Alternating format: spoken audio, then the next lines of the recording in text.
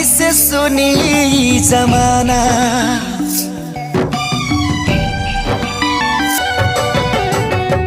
हो जइबू दोसर के तू कुछ दिन के बाद बा, दिल पगला रोई बन दीवाना।